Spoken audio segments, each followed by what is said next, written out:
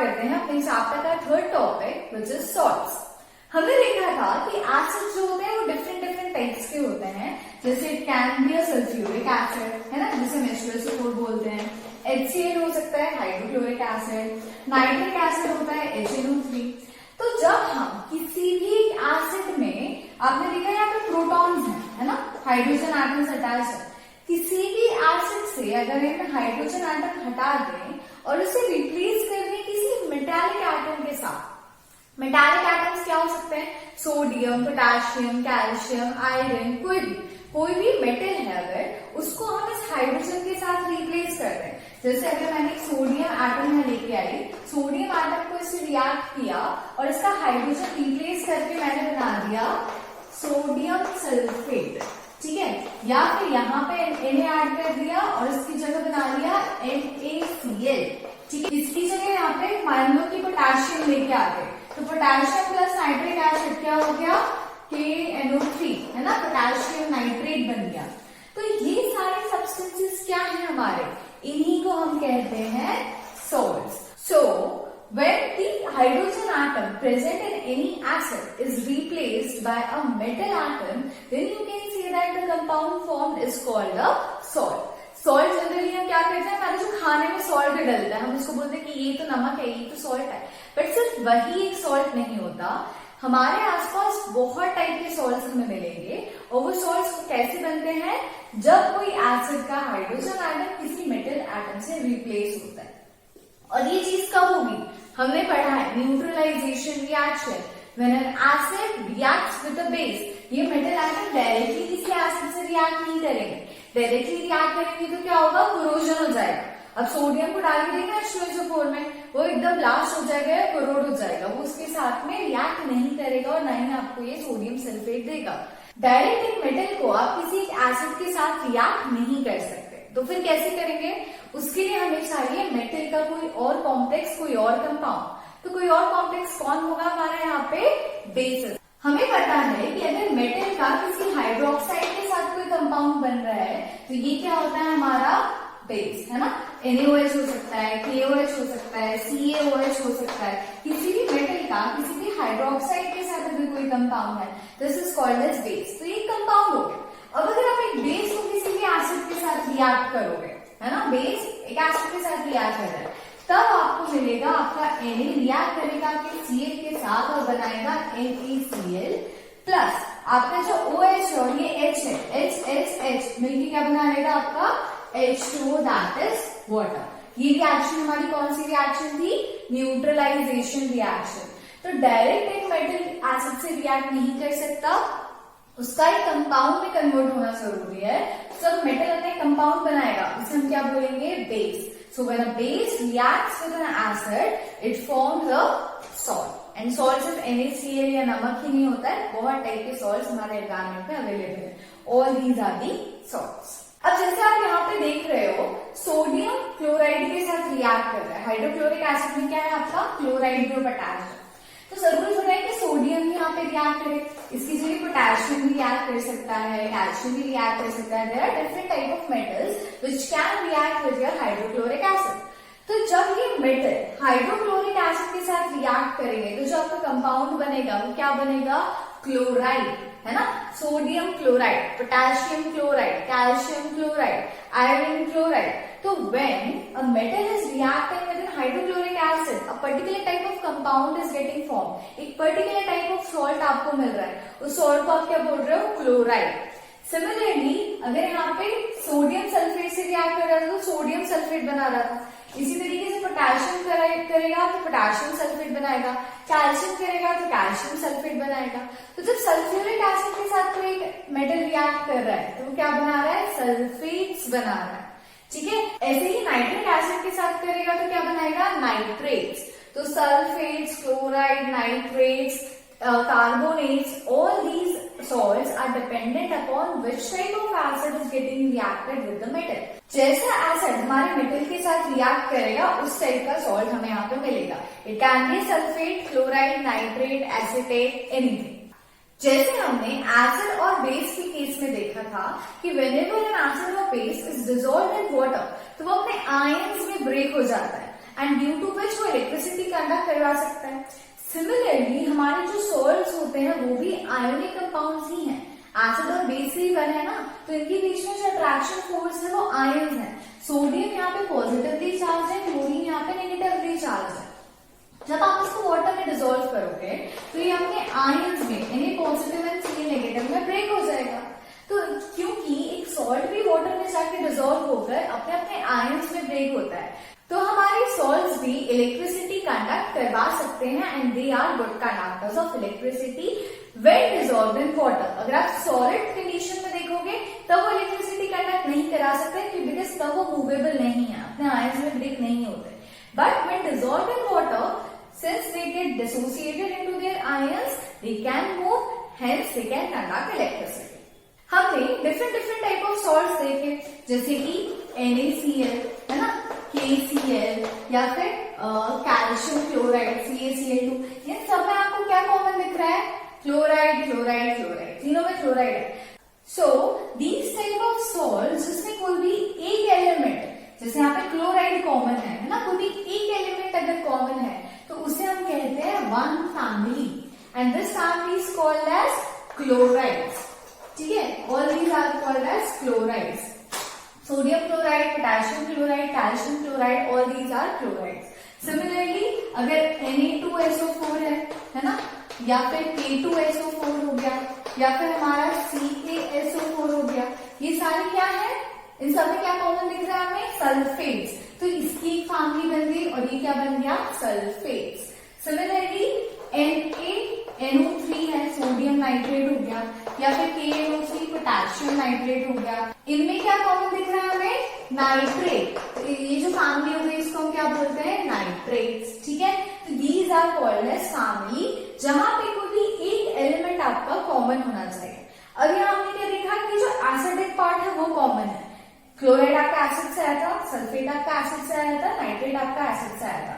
तो इनको हम chloride salt, sulphate salt, nitrate salt या नाइट्रेट्स ऐसा बोल सकते हैं। सिमिलरली जरूरी नहीं है कि आपके सिर्फ नेगेटिव आयंस ही कॉमन हो।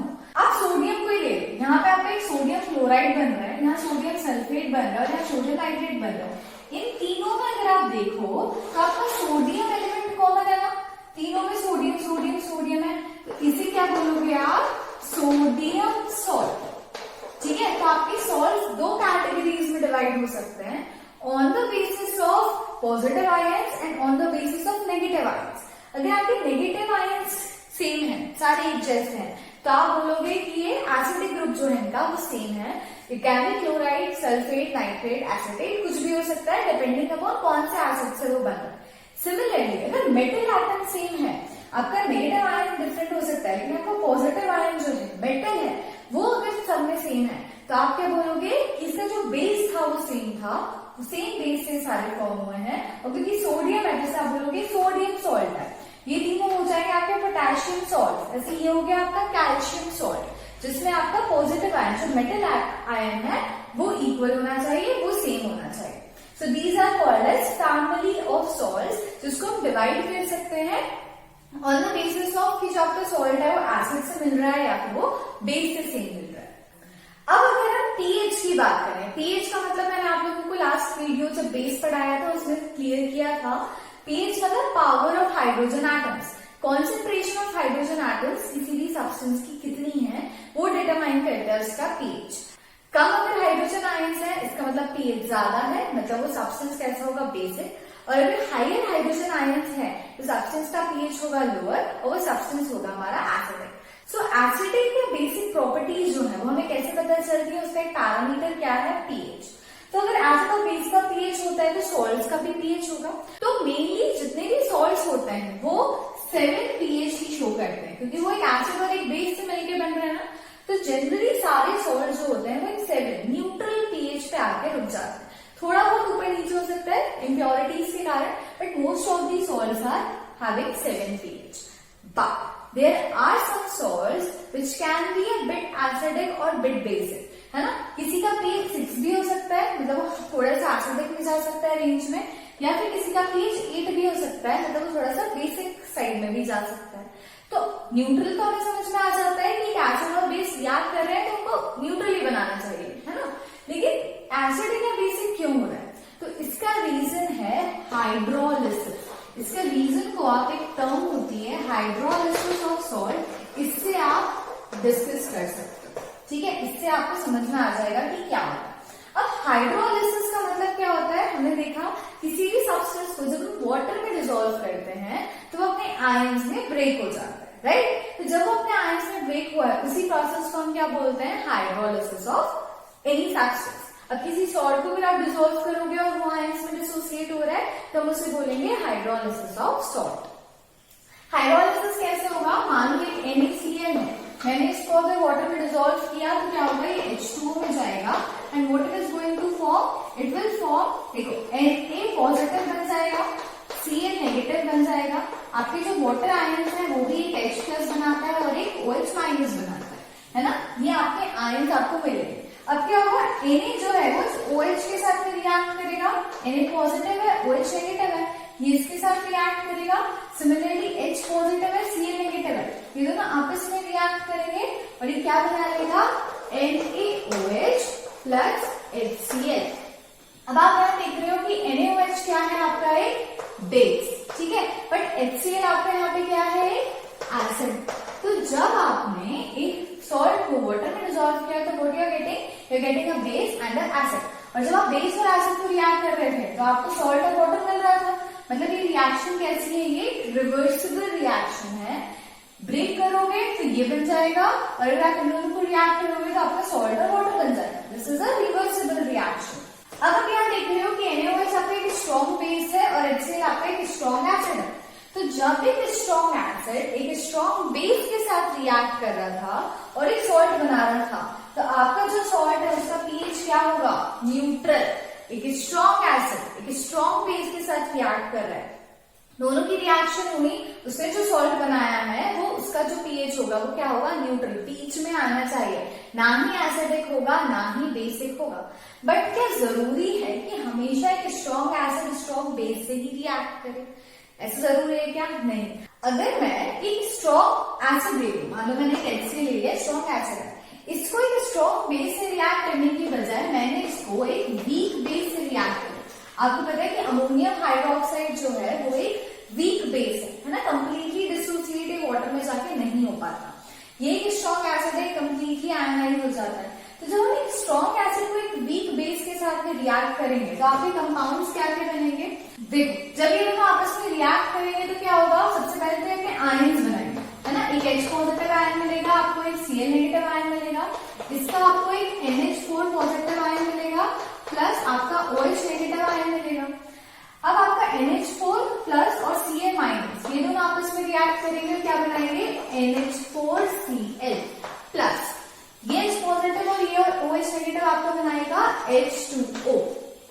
तो बन तो आपका सॉल्ट रहा है, क्या बन रहा है? एक स्ट्रॉन्ग एसिड और एक वीक बेस जब आपस में रिएक्ट कर रहा है तो वो एक सॉल्ट और वाटर बना रहा है। ये जो सॉल्ट है इसका पीएच कौन डिटरमाइन करेगा? स्ट्रॉन्ग एसिड है, इसकी एसिडिटी बहुत ज्यादा। ये एक वीक बेस है जिसका बेसिक नेचर थोड़ा कम है।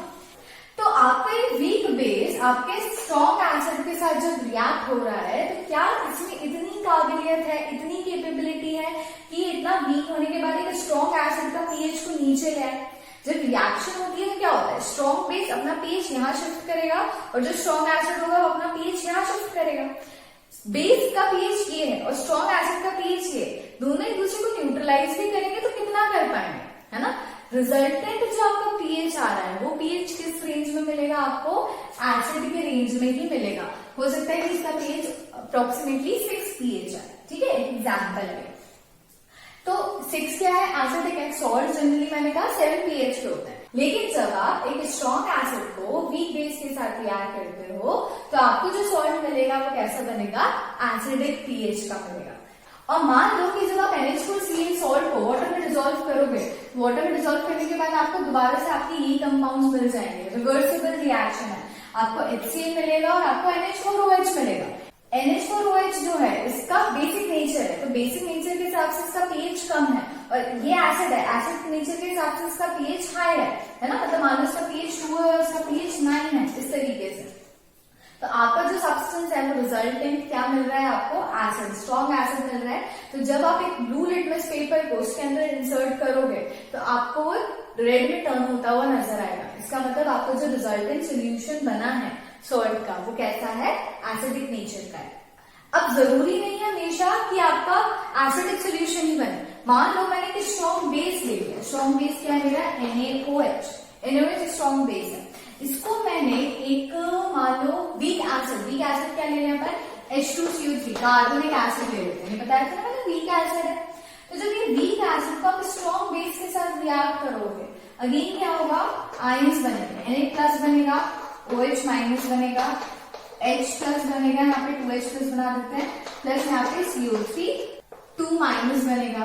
ये क्या हो गया, आपके सारे आयंस बन गए। अब क्या होगा, आपका Na+ जो है CO3 के साथ रिएक्ट करेगा और क्या बनाएगा, ये सोडियम कार्बोनेट Na2CO3 प्लस ये जो OH है और ये जो H है, ये दोनों आपस में मिलेंगे और क्या बनाएंगे आपके H2O। ठीक है, इक्वेशन बैलेंस नहीं है, आप इसको बैलेंस कर लेना, देख लेना कि क्या होता है। लेकिन आपके ये कंपाउंड्स बन गए और जब आप सोडियम कार्बोनेट को वाटर में डिसॉल्व करोगे, अगेन आपको क्या मिलेगा, ये वापस मिल जाएगा, आपको स्ट्रॉन्ग बेस मिलेगा और वीक एसिड मिलेगा। अगर एसिड वीक है मतलब इसका पीएच थोड़ा सा ज्यादा आएगा, है ना, अराउंड 5-6 के बीच में मिलेगा। और NaOH जो है ये स्ट्रॉन्ग बेस है, इसका पीएच आपको 13 के आसपास मिलेगा। तो जब ये दोनों आपस में न्यूट्रलाइज करने की कोशिश करेंगे तो इस 7 पीएच पे आके नहीं रुकेंगे। NaOH जो स्ट्रॉन्ग बेस है, इसका जो पीएच है वो प्रिवेलेंट रहेगा। तो आपका जो सोल्यूशन है, आपका जो ओवरऑल सोल्यूशन है वो कैसा आएगा, थोड़ा सा बेसिक आएगा। मतलब मान लो कि इसका पीएच आपको मिल रहा है 8, ठीक है। अगर आप इसमें रेड लिटमस पेपर इंसर्ट करोगे सोल्यूशन में तो आपको कलर कौन सा मिलेगा, ब्लू कलर। तो आपको याद रखना है कि जब एक स्ट्रॉन्ग एसिड एक स्ट्रॉन्ग बेस के साथ रिएक्ट करता है तो आपको पीएच मिलता है 7 न्यूट्रल। लेकिन अगर एक स्ट्रॉन्ग एसिड एक वीक बेस के साथ रिएक्ट कर रहा है तो आपका पीएच थोड़ा एसिडिक मीडियम में आएगा। और अगर आपका एक स्ट्रॉन्ग बेस एक वीक एसिड के साथ रिएक्ट कर रहा है तो आपका जो ओवरऑल सोल्यूशन है उसका पीएच बेसिक रेंज में आपको मिलता है। तो आई होप आप लोगों को ये पार्ट क्लियर हो गया होगा कि पीएच जो है वो कैसे डिटरमिन कर सकते हैं हम। ये सारे सॉल्ट्स का पीएच 7 ही क्यों नहीं होता, कुछ का एसिडिक और कुछ का बेसिक रेंज में क्यों लाई करता है। सॉल्ट्स के जनरल डिस्कशन के बाद अब अपन स्टार्ट करते हैं कुछ स्पेसिफिक सॉल्ट्स की स्टडी।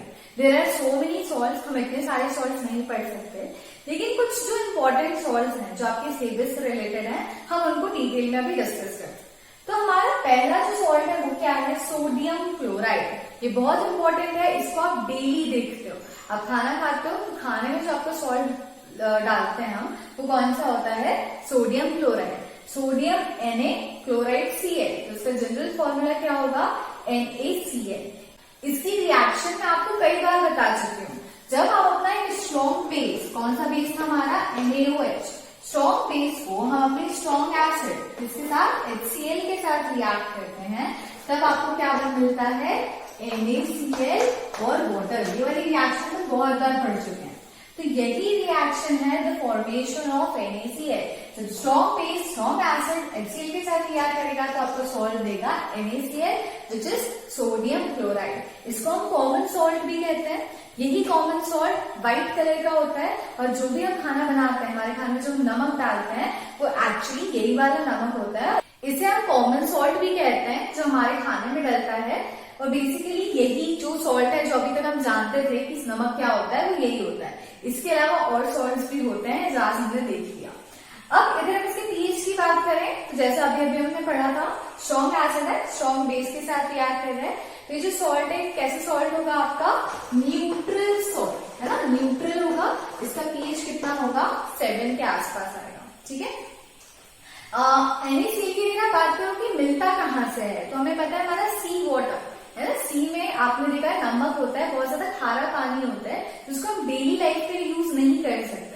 उसी सी वाटर को इवेपोरेट किया जाता है, इवेपोरेशन करते हैं। पानी को इवेपोरेट करने के बाद जो लेफ्ट ओवर सब्सटेंस बचता है वो क्या होता है आपका, यही कॉमन सॉल्ट। समुद्र के पानी में, सी वाटर में ट्रेमेंडस अमाउंट ऑफ सॉल्ट प्रेजेंट है। जनरली हमारा मोस्ट ऑफ द सॉल्ट कहाँ से आता है, नहीं से। इसके अलावा अंडरग्राउंड में रॉक्स के फॉर्म में भी आपका सोडियम क्लोराइड मिलता है जिसको हम कहते हैं रॉक सॉल्ट। और ये रॉक सॉल्ट व्हाइट नहीं होता, है ना। नॉर्मली हमारा जो सी वाटर का सॉल्ट होता है वो हमें व्हाइट मिलता है, जो हम घर में डालते हैं व्हाइट सॉल्ट होता है। लेकिन जो रॉक सॉल्ट होता है बेसिकली वो कैसा होता है, ब्राउनिश कलर का। आपने घर में खाने में काला नमक डाला होगा कभी कभी, जब उपवास वगैरह होता है तो काला नमक डालता है, सेंधा नमक डालता है। तो ये नमक कहाँ से आते हैं, these are actually rock salt, जो कि हमें अंडरग्राउंड में कई सालों में रिएक्शंस होती हैं, फॉर्मेशन ऑफ रॉक्स होते हैं।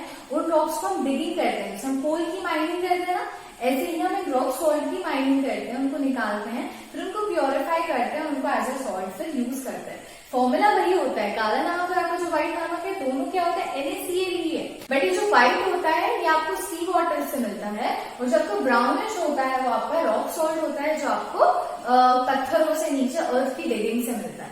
और वो कैसे बना होगा, जब आपका सी वाटर कई सालों पहले वहां पे अर्थ के अंडरग्राउंड वाटर के फॉर्म में भी था, बट अब वो इवापोरेट हो चुका है, वो पूरा वाटर सूख गया है। तो सूखा हुआ जो आपको मिल रहा है that is in the form of your rocks, which is your rock salt. इसकी यूजेस की अगर आप बात करो तो NaCl बहुत सारे कंपाउंड्स की फॉर्मेशन के लिए एज ए रिएक्टेंट, है ना, as a main compound use होता है। एज अ रॉ मटेरियल हम इस NaCl को यूज करते हैं, और इससे हम बहुत सारे डिफरेंट सॉल्ट्स बनाते हैं, वो भी हम पढ़ेंगे। इसके अलावा जो आपका सॉल्ट है खाने में डालते हैं, है ना, खाने का टेस्ट बढ़ाने के लिए। इसके अलावा हमारी बॉडी में बहुत सारे मैकेनिज्म्स हैं, जैसे मसल्स का कॉन्ट्रैक्शन, रिलैक्सेशन, नर्वस सिस्टम, इसमें भी जो सोडियम आयंस हैं, क्लोराइड आयंस हैं, ये बहुत ही इंपॉर्टेंट रोल प्ले करते हैं। मसल कॉन्ट्रैक्शन, रिलैक्सेशन, ये जब आप बायो में पढ़ोगे तब आप देखोगे कि इन आयंस का कितना ज्यादा इंपॉर्टेंट रोल है। प्लस डाइजेशन में भी NaCl बहुत इंपॉर्टेंट रोल प्ले करता है। तो बायोलॉजिकल एस्पेक्ट हो गया इसका। इसके अलावा एज अ रॉ मटेरियल बहुत सारे कंपाउंड्स में यूज होता है, एज अ प्रिजर्वेटिव। जब आप लोग प्रिजर्वेशन पढ़ते हो कि कोई भी खाना आप बना लेते हो तो वो खराब हो सकता है, तो उसको बैक्टीरिया के इम्पैक्ट से बचाने के लिए हम उसमें कुछ कंपाउंड्स डालते हैं। अगर वो मीठा है तो हम उसमें शुगर ऐड करते हैं, जैसे जैम्स और जेलीज में। लेकिन अगर कोई सब्सटेंस है वो थोड़ा तीखा है ना, या जो हमारे पिकल्स वगैरह होते हैं तो उसमें हम ऑयल या फिर हम अपना नमक ऐड करते हैं, as a preservative salt add करते हैं, जिसकी वजह से वो डिटोरिएट ना हो, उसमें फंगस और बैक्टीरिया ना लगे। इसके अलावा हमारा sodium chloride soap manufacturing industries में यूज होता है। इसके भी हम और कंपाउंड्स देखेंगे, वो कंपाउंड्स भी सोप बनाने में काम आते हैं। इसके अलावा NaCl जो है, जो कोल्ड कंट्रीज होती है ना, जहाँ पे बर्फ बहुत ज्यादा पड़ती है, तो रोड्स पे आपने देखा होगा कि बर्फ इकट्ठी हो जाती है। उस बर्फ को मेल्ट करने के लिए, उसको हटाने के लिए भी हम नमक का, सोडियम क्लोराइड का इस्तेमाल करते हैं। ये सोडियम क्लोराइड स्नो को मेल्ट कर देती है ताकि वो रोड पूरा क्लियर हो सके और ट्रैफिक का जो मूवमेंट है वो स्टार्ट हो सके। अब जैसा कि हमने देखा कि NaCl as a raw material बहुत सारे कंपाउंड्स के फॉर्मेशन के लिए यूज होता है। अब हम देखते हैं कि कौन कौन से कंपाउंड्स NaCl से बन सकते हैं। पहला है हमारा सोडियम हाइड्रोक्साइड। अब आप बोलोगे सोडियम हाइड्रोक्साइड तो एक बेस होता है, और अभी हमने इस बेस से ही अपना सॉल्ट बनाया था। तो जैसे हम बेस से सॉल्ट बना सकते हैं, हम सॉल्ट से अपना बेस दोबारा बना सकते हैं। ठीक है, यही प्रोसेस हम देखेंगे। NaOH हमारा सोडियम हाइड्रोक्साइड होता है, जिसको हम कॉस्टिक सोडा भी बोलते हैं। ठीक है, आपके जो वर्ड है सोडा, ये आपको कई बार देखने को मिलेगा, वॉशिंग सोडा, बेकिंग सोडा। तो सोडा जो वर्ड है कहां से आया है, आपके सोडियम से। ऐसा कोई भी कंपाउंड जहां पे आपको Na दिखेगा, आपको समझ जाना है कि ये एक सोडा है। ठीक है, caustic soda, baking soda, washing soda, जितने भी सोडा पढ़ेंगे हम, उन सब में हमें क्या दिखेगा, Na। तो Na सोडियम होता है, और सोडियम से हमारा वर्ड निकला है सोडा। NaOH का आपको कॉमन नेम याद रखना है, which is called as caustic soda, CaUSTIC SODA। ठीक है, दिस इज कॉस्टिक सोडा। अब इसका फॉर्मेशन होता कैसे है ना, आपने ये तो देख लिया था कि NaOH और HCl को मिलाओगे तो आपको NaCl और वाटर मिल जाएगा। लेकिन क्या NaCl और वाटर को मिलाने से आपका दोबारा से NaOH बन जाता है? तो आंसर है नो, ये रिवर्सिबल रिएक्शन नहीं है। इसको आपको रिवर्सिबल करना है अगर, तो आपको इसके लिए एक अलग से अपैरेटस, एक सेटअप प्लेस करना पड़ता है। वो क्या होगा, आपका इलेक्ट्रोलिसिस। आप लोगों ने इलेक्ट्रोलिसिस की प्रोसेस पढ़ी होगी। हम क्या करते हैं, एक बीकर लेते हैं, उस बीकर में हम अपने 2 इलेक्ट्रोड्स लगाते हैं। ठीक है, 2 मेटल के इलेक्ट्रोड्स होते हैं, इसको हम अपनी बैटरी से कनेक्ट करते हैं। ठीक है, जो साइड पॉजिटिव से कनेक्टेड होता है वो हमारा पॉजिटिवली चार्ज हो जाता है, उसको हम कहते हैं एनोड, है ना। Positively charge electrode is called as anode, और जो आपका बैटरी के नेगेटिव साइड से अटैच रहता है वो नेगेटिवली चार्ज हो जाता है, पूरे नेगेटिव चार्ज आ जाता है, उससे पॉजिटिव आ जाता है। नेगेटिवली चार्ज इलेक्ट्रोड कौन सा होता है आपका, कैथोड, ठीक है। फिर आप क्या करते हैं, एक सोल्यूशन डालना पड़ता है आपको, वो सोल्यूशन कैसा होना चाहिए, इलेक्ट्रोलाइट, मतलब वो आयंस में ब्रेक हो जाए। ये जो सेटअप है, ये इसमें प्रोसेस कौन सी होगी हमारी, इलेक्ट्रोलिसिस की, ठीक है। तो जब आपको एक सॉल्ट से फिर से NaOH बनाना है, तो आपको कौन सी प्रोसेस करनी है, इलेक्ट्रोलिसिस की प्रोसेस। अभी कैसे होगी, पहले आपने क्या किया, बीकर लिया, बीकर में आप डालोगे वाटर, और वाटर में आप पुट करोगे NaCl, तो यहाँ पे क्या हो गया आपका NaCl गया प्लस आपका वाटर गया। अब आपने जैसे ही इसको बैटरी से कनेक्ट किया, इलेक्ट्रिसिटी का प्रोडक्शन स्टार्ट हो जाएगा, इसमें से इलेक्ट्रिसिटी फ्लो करना स्टार्ट होगी। इलेक्ट्रिसिटी के इम्पैक्ट से आपके जो कंपाउंड्स हैं ये अपने अपने आयंस में ब्रेक होंगे। क्या क्या बन जाएगा आपका, Na+ बनेगा, Cl- बनेगा, ठीक है। इसके अलावा आपका H+ बनेगा और आपका OH- बनेगा।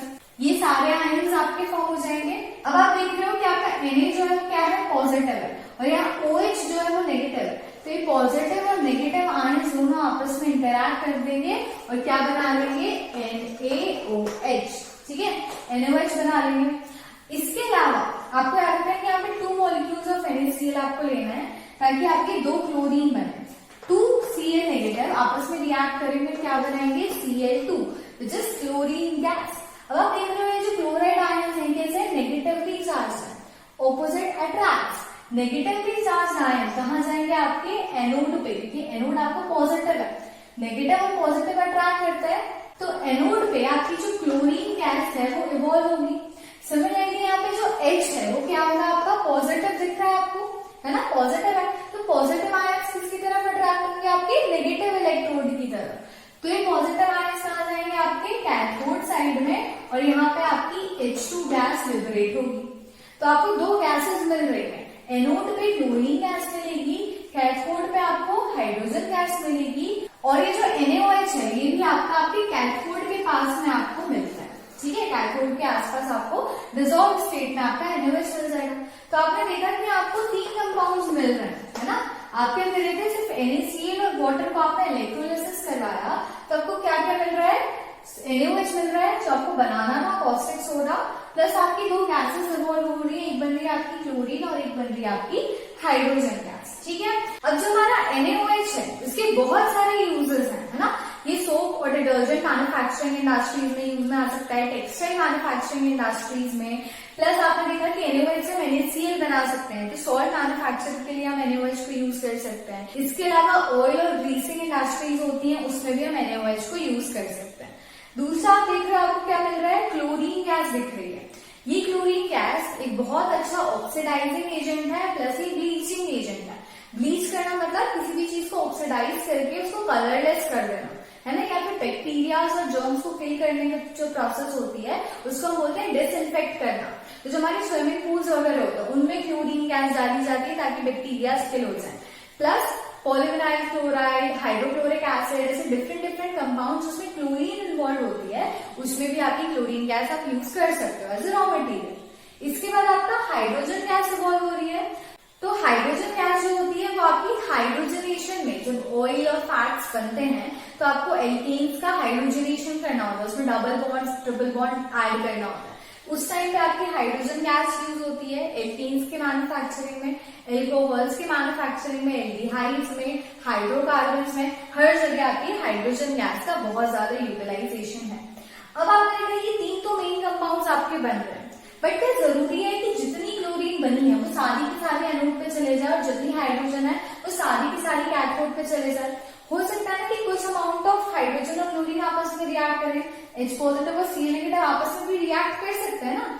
तो अगर ये दोनों आपस में रिएक्ट कर रहे हैं तो क्या बना लेंगे, ये HCl which is your strong acid. HCl का फॉर्मेशन भी इस प्रोसेस में हो सकता है। केमिकल्स ही है ना, जरूरी थोड़ा है कि जैसे सेटअप बनाया है सब कुछ वैसे ही बनेगा, कुछ आपके डिफरेंट कंपाउंड्स का फॉर्मेशन भी हो सकता है। तो ये जो HCl है इसके भी बहुत सारे यूजेस हैं, ये हमारा NaCl बनाने के काम आ सकती है। इसके अलावा HCl बहुत इंपॉर्टेंट रोल प्ले करती है आपके डाइजेशन की प्रोसेस में। पॉलीविनाइल क्लोराइड या डिफरेंट क्लोरीन के जो सब्सटेंसेस हैं उसमें भी डायरेक्ट कभी अगर आप क्लोरीन गैस यूज ना कर सकते हो तो आप HCl को यूज कर सकते हो, मेडिसिन में, है ना, और बहुत सारे ऐसे डिफरेंट डिफरेंट इंडस्ट्रीज होती हैं, वहां पे भी हम HCl को यूज करते हैं। तो आपने देखा कि जो प्रोसेस थी, इस प्रोसेस में हमारा NaOH, Cl2, H2 और HCl बन रहा है, और इनके क्या क्या यूजेस है। जितने भी कंपाउंड्स इस पूरी प्रोसेस में फॉर्म हुए हैं, इन सब का कुछ ना कुछ यूज होता है, तो कुछ भी ऐसा वेस्ट प्रोडक्ट नहीं बना है, सबको हम यूज कर सकते हैं। अच्छा, एक जो इम्पोर्टेंट चीज है कि यहाँ जो आपने NaCl का सोल्यूशन लिया था एज एन इलेक्ट्रोलाइट, ये था आपका कॉन्सेंट्रेटेड सोल्यूशन ऑफ NaCl, मतलब इसमें NaCl का अमाउंट बहुत ज्यादा होना चाहिए, पानी का NaCl ज्यादा, हाईली कॉन्सेंट्रेटेड सोल्यूशन होना चाहिए। And highly concentrated solution of NaCl is called as brine, BRINE, brine. ठीक है, तो कई बार आपसे पूछा जाता है कि ब्राइन क्या होता है, तो आपको पता होना चाहिए concentrated solution of NaCl, concentrated solution है, मतलब वाटर में डेफिनेटली डिसॉल्व होगा, तो NaCl और वाटर का कॉम्बिनेशन भी ब्राइन होता है। प्लस आप डायरेक्टली NaCl को भी ब्राइन कह सकते हो जब इसका कॉन्सेंट्रेशन बहुत ज्यादा हो। ये जो प्रोसेस है, इस प्रोसेस में आपको क्या मिल रहा है, आपको मिल रहा है एक एल्कली, NaOH क्या है, a base which can be dissolved in water. So bases which are dissolved in water are called as alkali. So NaOH is an alkali, है ना, और क्लोरीन जो है वो आपकी क्या है, क्लोरीन है। ठीक है, इस प्रोसेस में आपको दो सब्सटेंसेस मिल रहे हैं, एक मिल रहा है एल्कली और एक मिल रहा है क्लोरीन। तो ये जो प्रोसेस है ना, इसको बोलते हैं क्लोर एल्कली प्रोसेस। ठीक है, क्यों बोलते हैं, कि इसमें क्लोरीन मॉलिक्यूल बन रहा है और एक NaOH बन रहा है, which is called as alkali. That's why this whole process, ये जो प्रोसेस है NaCl से NaOH, क्लोरीन और हाइड्रोजन गैस बनाने की, this whole process is called as chlor alkali process. So confuse नहीं होना है, आपको क्वेश्चन कैसा भी आ सकता है, डायरेक्ट NaOH का मैन्युफैक्चरिंग बताओ, कॉस्टिक सोडा का मैन्युफैक्चरिंग बताओ, क्लोर एल्कली प्रोसेस की भी एक्शन बताओ, है ना। Different different type of questions can be asked in your exams. तो आपको हर एक टर्म पता होना चाहिए और पूरी प्रोसेस में कहां पे क्या क्या हो रहा है ये क्लियर होना चाहिए। क्लोरीन एनोड पे ही क्यों गई है, हाइड्रोजन कैथोड पे ही क्यों गया है, ये पता होना चाहिए, है ना। हाइड्रोजन इस पे क्यों नहीं गई एनोड पे, क्लोरीन कैथोड पे क्यों नहीं गई, ये सारे वो छोटे छोटे से टर्म्स हैं, छोटे छोटे से रीजनिंग क्वेश्चंस बनते हैं, जिनका अगर आपको डिटेल में नहीं मैकेनिज्म पता होगा तो आप नहीं बता पाओगे, है ना। तो ध्यान से चीजों को पढ़ो, समझो, समझ में आ जाएगा। हाइड्रोजन प्लस बन रहा है तो इसे नेगेटिव की तरफ जा रहा है, ये नेगेटिव बन रहा है इसलिए पॉजिटिव इलेक्ट्रोड की तरफ जा रहा है। एनोड पॉजिटिव क्यों होता है, कैथोड नेगेटिव क्यों होता है ना। एनोड को पॉजिटिव टर्मिनल के साथ कनेक्ट करते हैं बैटरी के, इसलिए पॉजिटिव हो जाता है। कैथोड को नेगेटिव टर्मिनल, आपकी बैटरीज देखी होंगी ना, बैटरी या सेल, उसमें एक पॉजिटिव होता है एक नेगेटिव होता है, जो पॉजिटिव के साथ कनेक्टेड है वो पॉजिटिव बन जाएगा, जो नेगेटिव के साथ कनेक्टेड है वो नेगेटिव बन जाएगा। So this is the whole process of formation of sodium hydroxide. I hope ये पार्ट क्लियर हो गया होगा। नाउ हमारा नेक्स्ट सोर्स जो हम NaCl as raw material use करके बना सकते हैं वो है बेकिंग सोडा। मैंने बताया था सोडा जहां पे भी आएगा आपको याद रखना कि सोडियम तो इंक्लूड हो ही रहा है। सो बेकिंग सोडा का फॉर्मूला होता है NaHCO3। इसे हम कहते हैं सोडियम बाइकार्बोनेट या सोडियम हाइड्रोजन कार्बोनेट। बाइकार्बोनेट भी H के लिए यूज होता है, हाइड्रोजन भी हम H के लिए यूज कर सकते हैं। सोडा जो वर्ड है, सोडियम वर्ड है, वो Na के लिए आया है और CO3H कार्बोनेट, तो उसका नाम क्या हो गया, सोडियम बाइकार्बोनेट। ठीक है, इसको आप हाइड्रोजन कार्बोनेट भी बोल सकते हो, कार्बोनेट। ठीक है, अब इसकी मैन्युफैक्चरिंग प्रोसेस देखें कि ये बनता कैसे है। तो मैंने बताया आपका पहला रॉ मटेरियल क्या होगा, NaCl, क्योंकि हम NaCl का ही पढ़ रहे हैं, तो NaCl as raw material use होगा। प्लस अब आपको चाहिए क्या, आपको एक ऐसे कंपाउंड चाहिए जिसमें कि H प्रेजेंट हो, है ना, जैसे H चाहिए आपको, सोडियम बाइकार्बोनेट बनाना है, हाइड्रोजन की प्रेजेंस जरूरी है, तो आप लेते हो एक अमोनिया। अमोनिया गैस NH3 जो होती है, इसको भी एज ए रॉ मटेरियल आपको यूज करना है। प्लस आपको यहाँ पे चाहिए सोडियम कार्बोनेट, CO3 मिलना चाहिए। CO3 आपको कैसे मिलेगा, जब आप इसमें कार्बन डाइऑक्साइड ऐड करोगे। तो हमारा एक और दूसरा रिएक्टेंट क्या हो गया, CO2। तो NaCl एक रॉ मटेरियल है क्योंकि आप इसी से बना रहे हो सब कुछ, सोडियम है तो आपको NaCl लेना होगा। H चाहिए आपको, इसलिए आपने NH3 ले लिया, अमोनिया। फिर आपको कार्बोनेट आयन भी चाहिए तो आपने एज ए कार्बन डाइऑक्साइड एक रिएक्टेंट ले लिया। अब ये सारे जो है सब कैसे है, गैसियस है या फिर सॉलिड है। एक्वस मीडियम में जब तक नहीं होगा तब तक रिएक्शन नहीं हो सकती। तो हम क्या करेंगे, हम H2O जो हमारा वाटर मॉलिक्यूल है ये भी इसमें ऐड कर देंगे। वाटर ऐड किया, इन सबको डिसॉल्व किया, मिक्स किया, तब इन सब के बीच में क्या रिएक्शन होगी, आपको पता है वाटर में डिसॉल्व करने से ही ये सब अपने अपने अपने अपने आयंस में ब्रेक हो जाएंगे। ये बनाएंगे सबसे पहले आपका सॉल्ट। कौन सा सॉल्ट बनेगा आपका, सोडियम बाइकार्बोनेट, ठीक है, NaHCO3 प्लस, अब आप देख रहे हो कि Na गायब हो गया, Na को हटा लो, ठीक है, H और CO3, तो इसमें से एक H चला गया, ठीक है, और इसमें से C और एक को ये चला गया, तो आपको ये पार्ट चला गया। बच क्या कह रहा है, यहाँ से 2 हाइड्रोजन बच रहे हैं, यहाँ से NH2 बच रहा है और यहाँ से Cl बच रहा है ना, यहाँ से 2H, यहाँ से Cl और यहाँ से NH2, ये सब आपस में कंबाइन हो जाएंगे और क्या बनाएंगे, NH4Cl, अमोनियम क्लोराइड, जो कि आपका क्या है, सॉल्ट, ठीक है। सॉल्ट कैसे बनता है, ये वाला अमोनियम हाइड्रोक्साइड और हाइड्रोक्लोरिक एसिड की रिएक्शन से भी बन सकता है, प्लस ये वाली रिएक्शन से भी बन रहा है। कैसे पता करोगे कि कौन सा कंपाउंड बन रहा है, NH2 प्लस H2, NH4 हो गया और एक Cl ऐड कर दो तो NH4Cl हो जाएगा। बाकी आपका मेन कंपाउंड तो NaH और CO3, ये तो आपको चाहिए ही था, ये तो मेन बनेगा। इसके अलावा जब आपको लेफ्ट आउट प्रोडक्ट्स फाइंड करने हैं तो हम इस तरीके से निकाल सकते हैं। So this is your whole reaction for the formation of sodium bicarbonate और सोडियम हाइड्रोजन कार्बोनेट। इसको हम बेकिंग सोडा बोलते हैं। आप लोग जब केक बनाते हो, पेस्ट्रीज बनाते हो, ब्रेड वगैरह बनती है, आप लोग इसमें बेकिंग सोडा ऐड करते हो जिससे कि वो फ्लफी बने, फूल जाए, तो वो बेकिंग सोडा क्या होता है, वो यही होता है हमारा सोडियम बाइकार्बोनेट। इसकी प्रॉपर्टीज की बात करोगे तो आपने देखा है पाउडरी होता है, व्हाइट कलर का होता है, माइल्ड होता है, नॉन कोरोसिव इन नेचर होता है, थोड़ा सा जो सोडियम बाइकार्बोनेट है वो हमारा एल्कलाइन इन नेचर होता है, ठीक है, थोड़ा बेसिक नेचर का होता है। जो आपका सोडियम बाइकार्बोनेट है, बेकिंग सोडा है, मान लो अगर आपने इसको हीट कर दिया, NaHCO3, इसको अगर आपने हीट किया तो व्हाट विल हैपन, आपका बन जाएगा Na2CO3 और इसमें से वाटर मॉलिक्यूल आपका इवापोरेट हो जाएगा, ठीक है। इसको आप बैलेंस कर लो, आपका वाटर मॉलिक्यूल इवापोरेट हो जाएगा और आपका सोडियम कार्बोनेट बनेगा। ये जो सोडियम कार्बोनेट है ना, इसको आप as a raw material use कर सकते हो, किसमें, in the manufacturing of washing soda. ये वाली रिएक्शन आप याद रखना, ठीक है, पहले ये वाली रिएक्शन आपको याद रखनी है। उससे आप जब इसको हीट अप करते हो, हीट करोगे तो आपको सोडियम कार्बोनेट और वाटर मिलेगा। जब इस सोडियम कार्बोनेट को आप वाटर में डिसॉल्व करोगे, है ना, Na2CO3 को आप वाटर में डिसॉल्व करोगे तो आपको मिलेगा Na2CO3.10H2O, ठीक है। ये जो .10H2O है ये क्या है, क्या है ये, 10 molecules of water of crystallization। water of crystallization का मतलब होता है कि कुछ molecules water के इस कंपाउंड में प्रेजेंट हैं। कैसे प्रेजेंट है, इसको गीला नहीं करना, ठीक है। वॉशिंग सोडा भी जो आप देखते हो, डिटर्जेंट्स वगैरह देखते हो, तो क्या वो गीले होते हैं, नहीं, सूखे होते हैं ना, लेकिन उनमें 10 molecules of water प्रेजेंट है, इसे हम कहते हैं water of crystallization। when the water molecules are present in your salt but they are not making it wet, उसको गीला नहीं कर रहे हैं, उसको डिसॉल्व नहीं कर रहे हैं, स्टिल वो प्रेजेंट है। these type of water molecules are called as water of crystallization।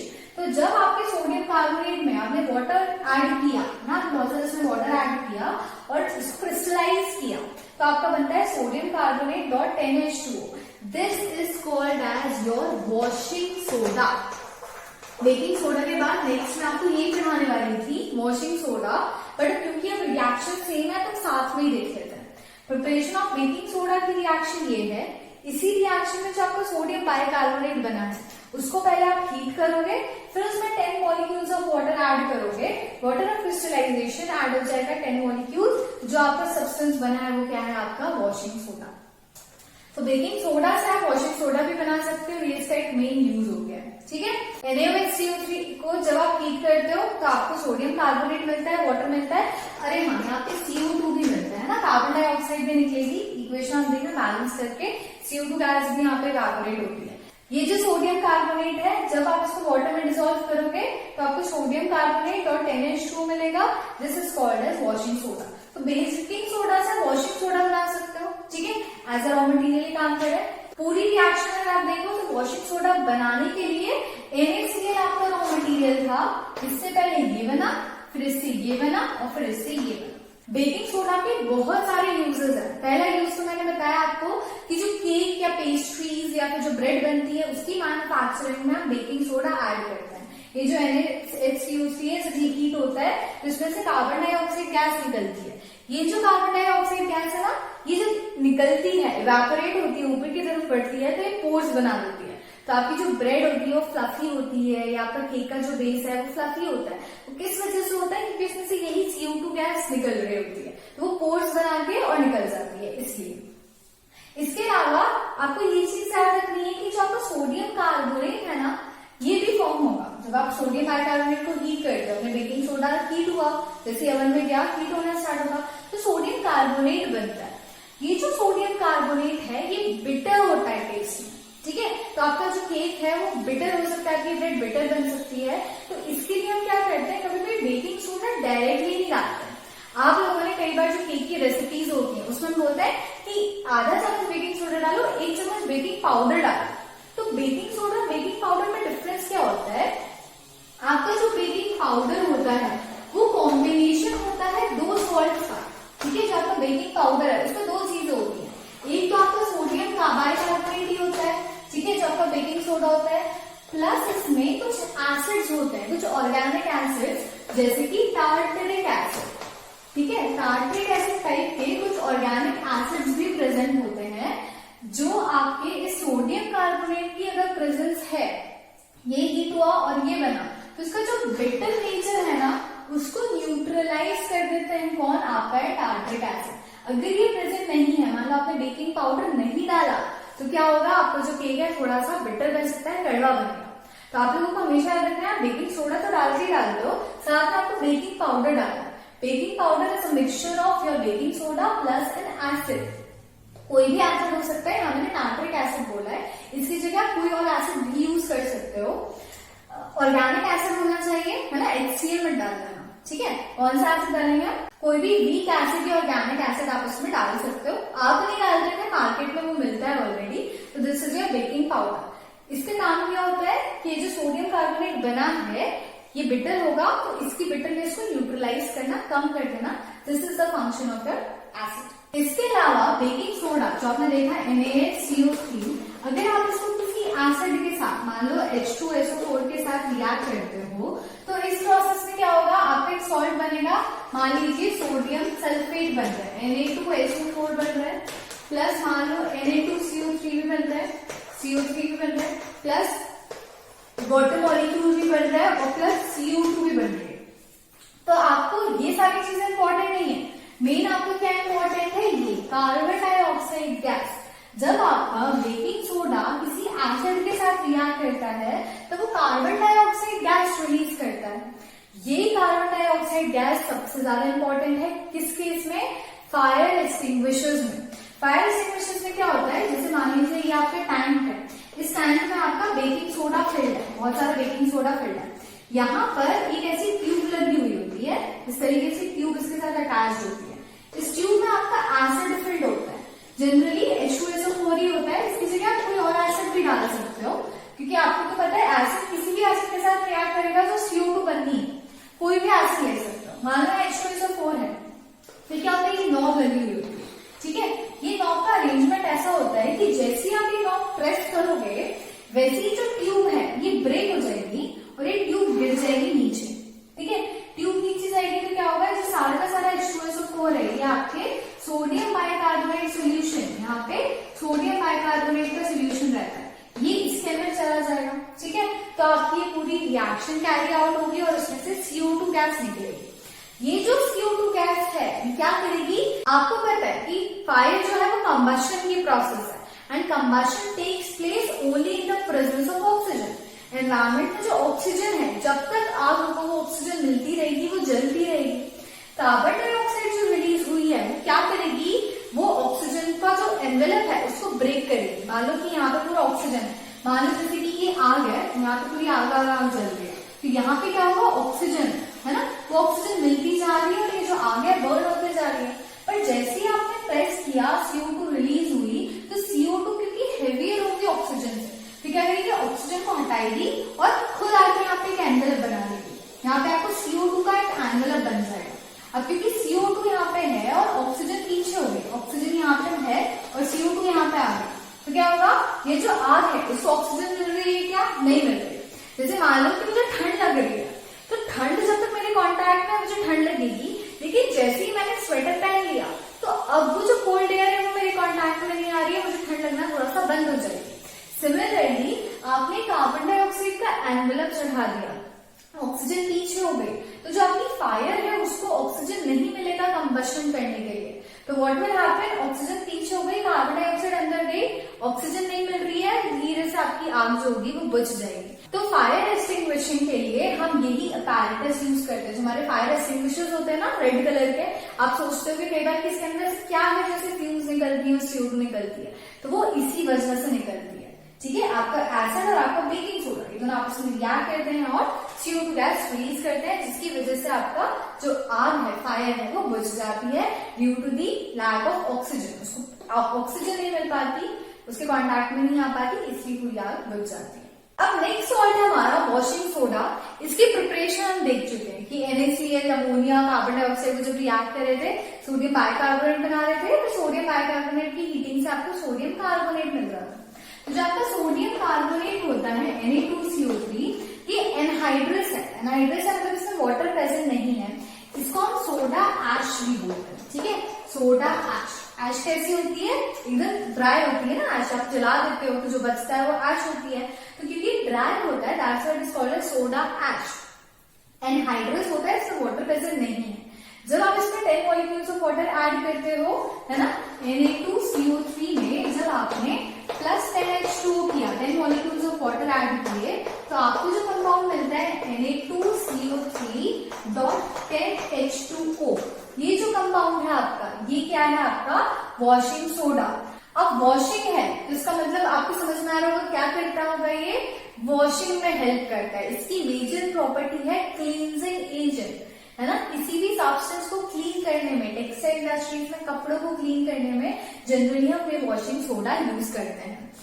Main इसकी प्रॉपर्टीज की बात करो तो एक ट्रांसपेरेंट सॉलिड है। ठीक है, एक ऐसा मेटल कार्बोनेट है, सोडियम कार्बोनेट, है ना, एक ऐसा मेटल कार्बोनेट है जो कि वाटर में सोल्यूबल है। जनरली ज्यादातर कार्बोनेट्स वाटर में सोल्यूबल नहीं हो पाते, कुछ ही ऐसे कार्बोनेट्स हैं जो वाटर में सोल्यूबल है, तो sodium carbonate is one of those. इसके बाद क्लींजिंग एजेंट तो मैंने आपको बता ही दिया। यूजेस की आप बात करो तो ये पेपर इंडस्ट्रीज में, सोप इंडस्ट्रीज में, आपके जो वाटर होता है उसकी हार्डनेस रिमूव करने के लिए भी हम वॉशिंग सोडा यूज करते हैं। बाकी डिटर्जेंट्स की तरह तो उसको यूज करते हैं कपड़ों वगैरह को साफ करने के लिए। तो ये कुछ यूजेस हो गए हमारे वॉशिंग सोडा में। हमारा नेक्स्ट सॉल्ट है ब्लीचिंग पाउडर, जिसका फॉर्मूला है CaOCl2। इसका नाम है calcium. Ca stands for calcium, O stands for oxy and chlorine है यहाँ पे, जिसे हम बोलेंगे क्लोराइड। तो इसका केमिकल नेम क्या हुआ, कैल्शियम ऑक्सी क्लोराइड। अभी बनता कैसे है, तो इसके लिए सबसे पहले जो आपको रॉ मटेरियल चाहिए वो क्या चाहिए, CaOH, कैल्शियम हाइड्रोक्साइड। ये क्या है, आपका एक बेस है। कैल्शियम हाइड्रोक्साइड जो है इसको हम स्लेक्ड लाइम भी बोलते हैं, this is also called as slaked lime. और क्योंकि आपका ये जो CaOCl2 है किससे बन रहा है, स्लेक्ड लाइम से बन रहा है, इसलिए हम इसे क्लोराइड ऑफ लाइम भी कहते हैं। क्लोराइड ऑफ लाइम क्यों कहते हैं, बिकॉज इसका एक रॉ मटेरियल क्या है, slaked lime. Slaked lime is calcium hydroxide, इससे हम ये बना रहे हैं, वही क्लोराइड है लाइम का, that's why it is called as chloride of lime. सबको याद रखना, ठीक है।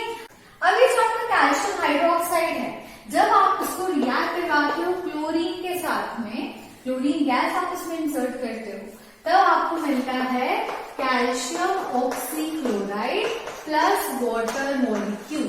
और ये जो कैल्शियम ऑक्सीक्लोराइड है यही क्या है, आपका ब्लीचिंग पाउडर।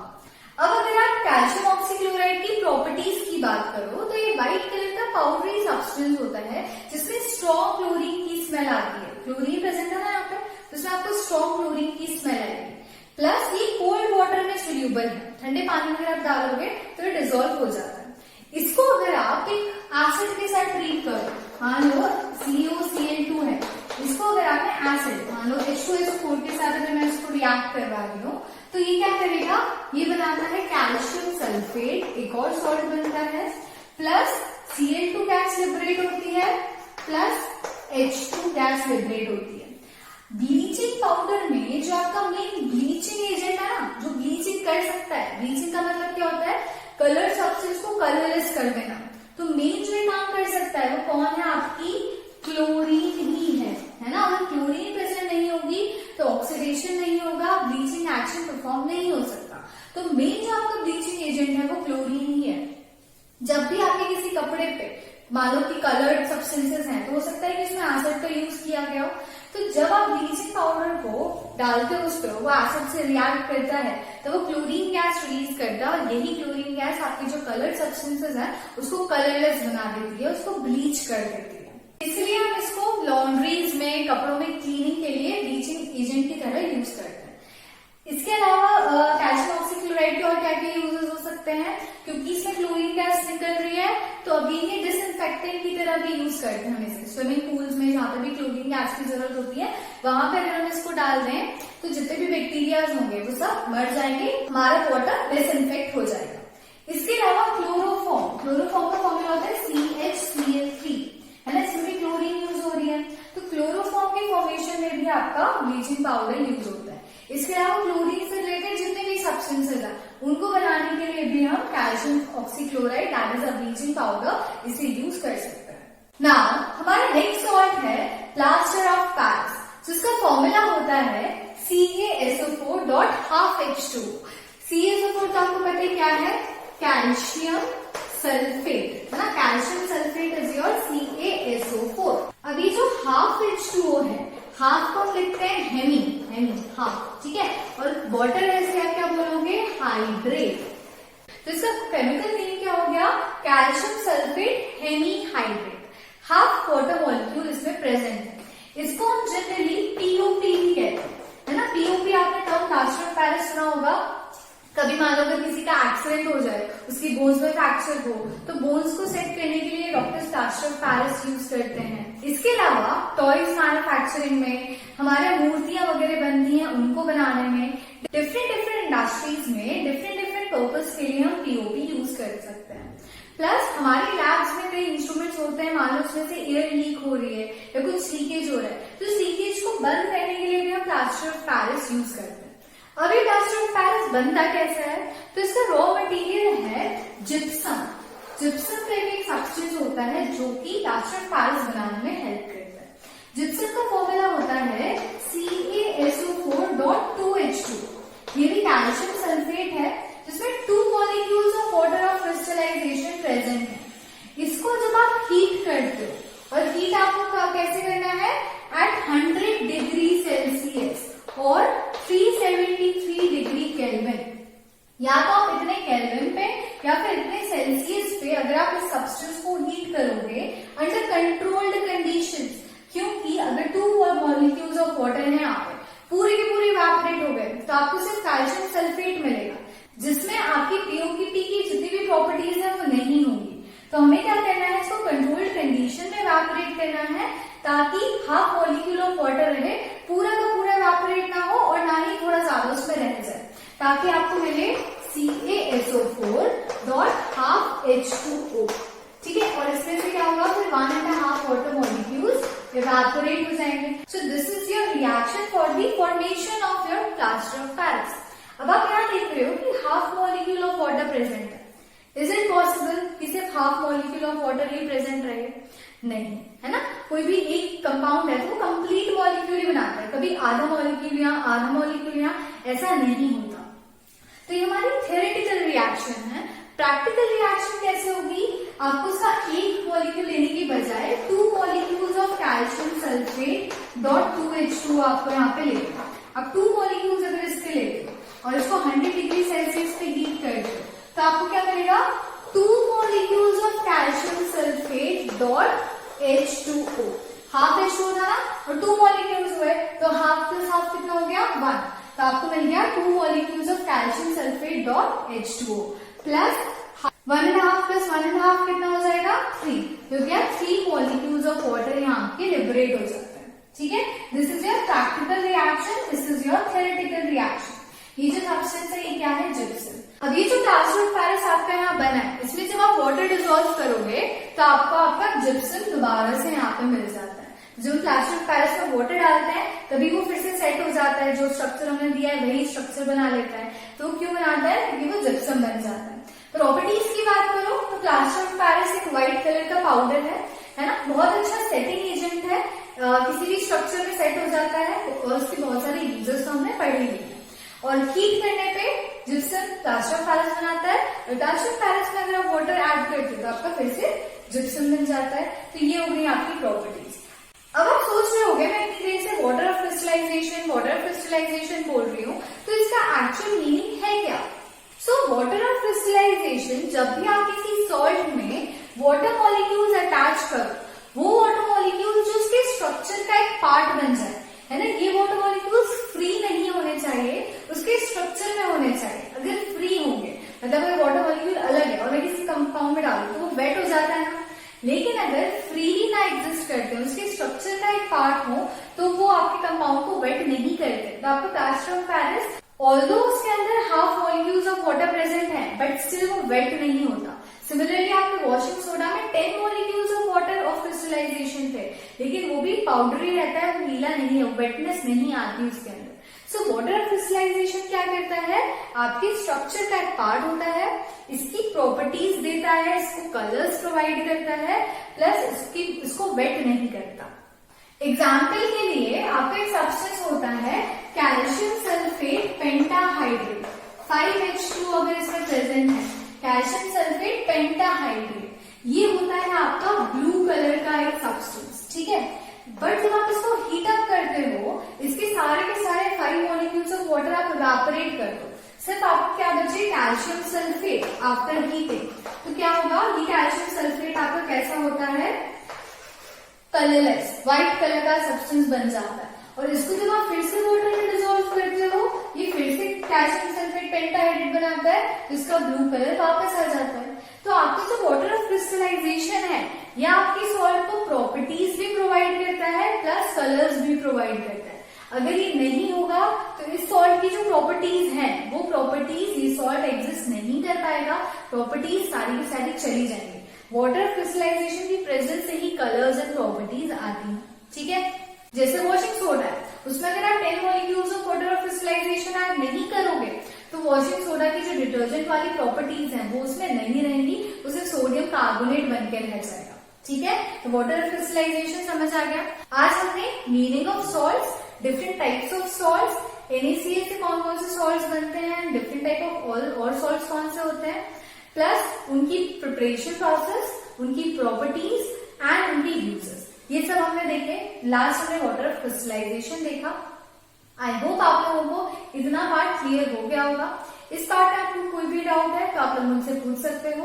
आज ये चैप्टर यहाँ पे खत्म हो जाता है। अब हम मिलेंगे अपनी नेक्स्ट वीडियो में।